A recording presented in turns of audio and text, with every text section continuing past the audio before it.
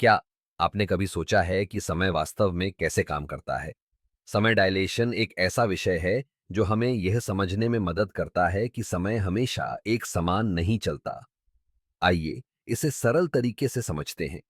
समय डायलेशन का मतलब है कि समय की गति अलग-अलग परिस्थितियों में बदल सकती है।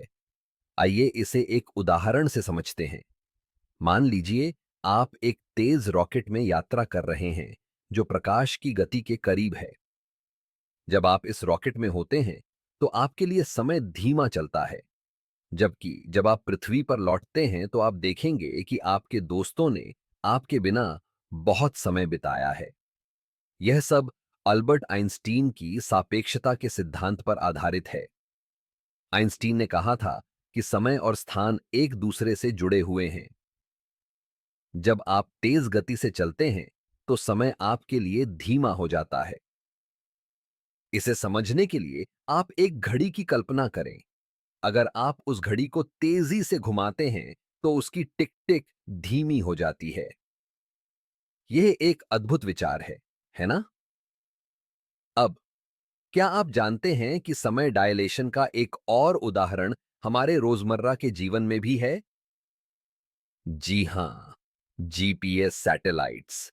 ये सैटेलाइट्स पृथ्वी से बहुत ऊंचाई पर होते हैं और तेज गति से घूमते हैं।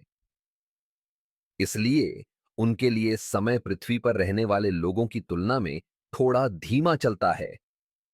अगर हम इस समय डायलेशन को ध्यान में नहीं रखते तो जीपीएस की सटीकता में बड़ी गड़बड़ी हो सकती है। समय डायलेशन का एक और दिलचस्प पहलू यह है कि यह हमें यह सोचने पर मजबूर करता है कि क्या समय वास्तव में एक रेखा की तरह है या यह एक सर्पिल की तरह घूमता है। क्या हम भविष्य को बदल सकते हैं? क्या अतीत में लौटना संभव है? ये सवाल हमें हमेशा सोचने पर मजबूर करते हैं।